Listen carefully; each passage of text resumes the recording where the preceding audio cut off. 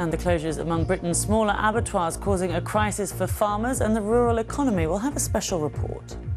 There has to be a purpose where you're making money, looking after the livestock, producing things that customers will buy and be happy with.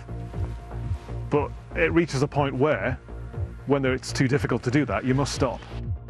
Drug gangs will be targeted and addicts helped in a new strategy costing £700 million over 3 years.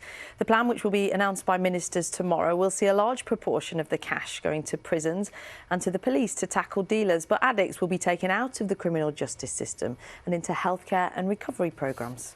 Let's have a look at what the papers are saying this morning. We will begin with the Sunday Telegraph. They're saying that the first at-home COVID treatment will be offered to patients by Christmas and could be delivered to clinically vulnerable patients within 48 hours of a positive test. There's also a picture there of the Duke of Cambridge, as we were just discussing. He's sharing memories of Princess Diana singing in the car.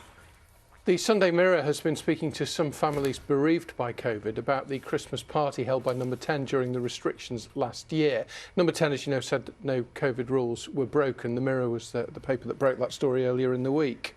Doctors' anger as unjabbed fill emergency beds. That's the headline in the Sunday Times. The paper says that medics are angry at being unable to treat seriously ill patients because 90% of COVID patients requiring the most specialist care are unvaccinated. And on the BBC News website, there's a story about I'm a Celebrity, Get Me Out of Here. Normally, of course, filmed in Australia, but it's been in North Wales for the last 2 series because of COVID.